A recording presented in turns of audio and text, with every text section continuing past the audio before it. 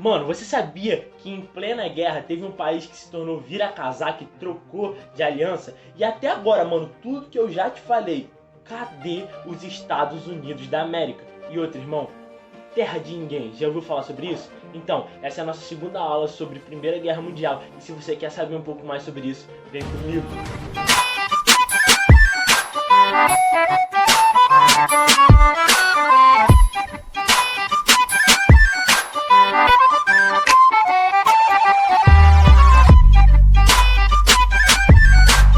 E aí, gente, para você que não me conhece, meu nome é Matheus Teixeira e seja bem-vindo ao nosso canal. Hoje nós vamos falar um pouco sobre Primeira Guerra Mundial, sobre a guerra em si. Vamos falar sobre Guerra dos Movimentos, Guerra das Trincheiras, 1917, o ano crucial da guerra.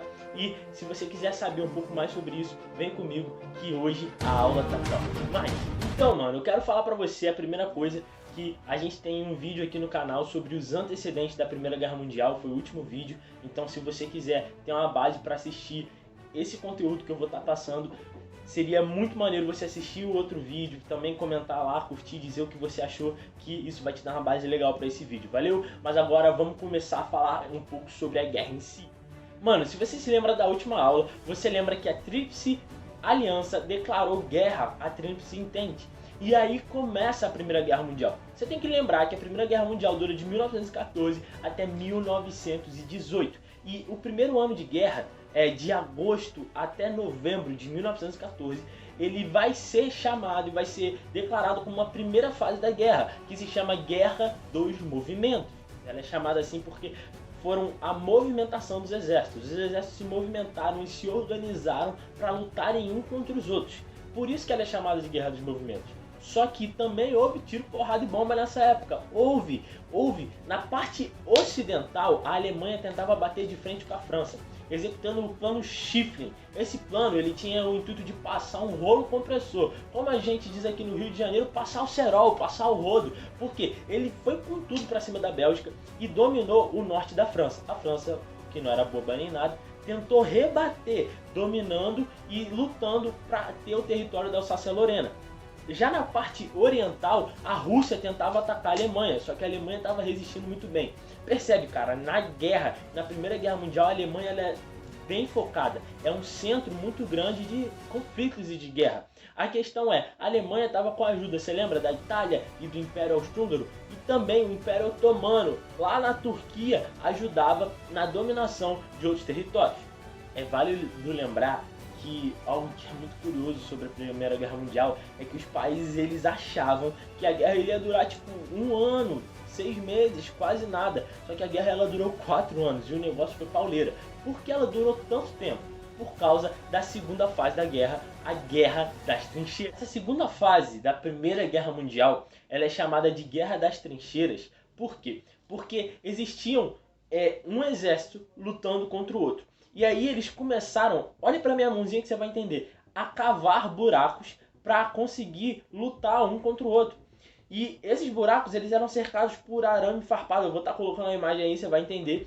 E separados um de um exército por outro, normalmente por mais ou menos 15 quilômetros de terra.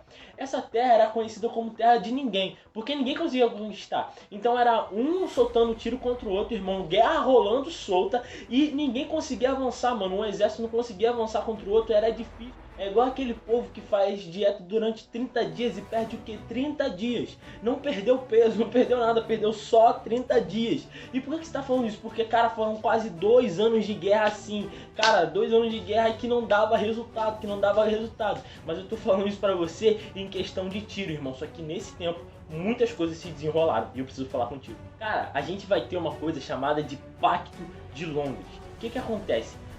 A Tríplice Entente oferece para a Itália alguns territórios se ela conseguisse trocar de lado e se eles vencessem a guerra. Então, cara, a Itália em 1915, no Pacto de Londres, ela vai, irmão, trocar de lado. Ela vai virar a casaca, brother. Você tem noção disso? Que numa guerra mundial, brother, na Primeira Guerra Mundial, também em outros lugares é conhecido como Grande Guerra, a Itália, ela troca de lado. Mano, ela troca de lado.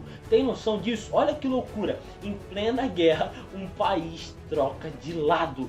E isso é um marco muito grande, você tem que gravar isso. Em 1915, a Itália, ela troca de meio à guerra, a gente tem o ano de 1917. E ele é muito marcante por causa de dois acontecimentos muito loucos. Esse ano é muito importante porque a Rússia vai ter a Revolução Russa em 1917. Em 1917 a Rússia ela vai se retirar da guerra, ou seja, enquanto a gente tem a Itália trocando de lado, em 1915, em 1917 a Rússia se retira da guerra, porque não tinha condição, mano, eles terem uma revolução dentro do país e continuarem participando da guerra. Isso, cara, dá um alívio muito grande para a Alemanha. Porque você lembra que eu te falei que ela estava lutando contra o Ocidente e contra o Oriente. E agora, irmão, uma costa dela estava tampada e eles iam ter que ir para cima do outro. Isso dá uma sensação para a Alemanha, tipo assim, mano, a gente vai vencer essa guerra é nossa, vamos para cima. Só que antes de eu te falar o que acontece e o que é mais decisivo nesse ano de 1917, eu tenho que te falar um pouco sobre os Estados Unidos da América.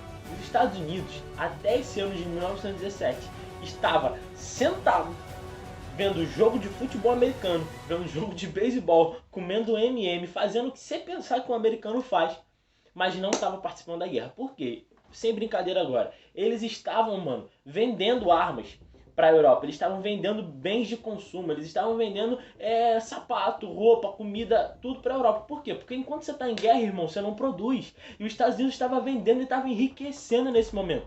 Só que acontecem duas coisas que são cruciais para a entrada dos Estados Unidos na guerra. A primeira coisa que é muito importante é você entender o que foi o telegrama de Zimmermann. Cara, é o ministro do Império Alemão, do Reich alemão, Zimmermann. Ele vai fazer um telegrama para o embaixador alemão que estava no México, brother. E ele vai fazer um telegrama falando para o México vigiar os Estados Unidos. E se a Alemanha vencesse a guerra, o México ia conseguir uns territórios americanos. Só que a Inglaterra vai interceptar esse telegrama e vai passar para os Estados Unidos. Isso já deixa, sabe, aquele acúmulo nos Estados Unidos. Só que os Estados Unidos não faz nada. Mas acontece a segunda coisa que mexe com os americanos. A Alemanha declara guerra ao Atlântico. E, cara, isso não foi para atingir os americanos, mas foi para atingir a Inglaterra. Só que um navio americano, brother, tava navegando e os alemães tacaram a bomba, destruíram o navio americano. Isso fez com que os Estados Unidos já se motivassem mais para ir para a guerra. E outra coisa, irmão, que não tem a ver com a Alemanha atingindo os Estados Unidos, mas tem a ver com a guerra em si, é que os Estados Unidos já tinham investido muito, mano, na França, na Inglaterra, nos países da Tríplice Entente. Então, cara, se eles perdessem a guerra, os Estados Unidos iam perder muito dinheiro. E aí, os Estados Unidos declaram guerra à Alemanha, os Estados Unidos declaram guerra ao Império Austro-Húngaro, e isso faz com que a terceira fase da guerra comece. Então, mano, em 28 de maio de 1918, os Estados Unidos conseguem a sua estreia na guerra. Eles, em Cantigny, na França, um pequeno vilarejo, eles fazem a famosa Batalha de Cantigny. Com 4.000 soldados americanos, eles expulsam, cara, soldados alemães dali, fazendo a sua primeira grande batalha na Primeira Guerra Mundial. Algumas semanas depois, em Marne, no norte da França, você vai estar vendo o mapa por aí, e eu não sei se você lembra que a Alemanha tinha dominado o norte da França. Então os Estados Unidos vão para lá com aproximadamente 80.000 soldados e expulsam os soldados alemães dali. Mano, então de pouquinho em pouquinho os Estados Unidos vai dominando os territórios que a Alemanha tinha dominado e vai conseguindo vencer. Isso faz com que os aliados da Alemanha, o Império Austro-Húngaro, o Império Otomano, vão saindo da guerra, eles vão desistindo, vão jogando a toalha e a Alemanha vai ficando sozinha. Ela vai ficando até o fim. Até que dentro da Alemanha há uma revolução. Os partidos da esquerda vão se unir e vão fazer uma revolução depondo o Kaiser Guilherme II e tirando o título de Império Alemão e instaurando a República de Weimar. Essa revolução dentro da Alemanha faz com que a guerra cesse. Só que antes dela, os Estados Unidos tentaram fazer alguns tratados de paz com a Alemanha, só que a Alemanha não aceitava e foi até o fim. E após isso, há alguns tratados pós-guerra, e essa é a nossa próxima aula. E curtiu esse vídeo da nossa parte 2 sobre a Primeira Guerra Mundial, falando um pouco sobre a guerra em si, a guerra dos movimentos, a guerra das trincheiras, os Estados Unidos correndo atrás da Alemanha? Você curtiu isso? Então, se você puder, dá um gostei aqui embaixo, se inscreve no canal, compartilha esse vídeo para o máximo de pessoas conseguirem assistir e também aprender um pouco sobre essa matéria. E se prepara, porque vai sair a parte 3 desse vídeo da gente falando um pouquinho só sobre os tratados da Primeira Guerra Mundial e eu creio que você vai curtir demais. Valeu? Tamo junto!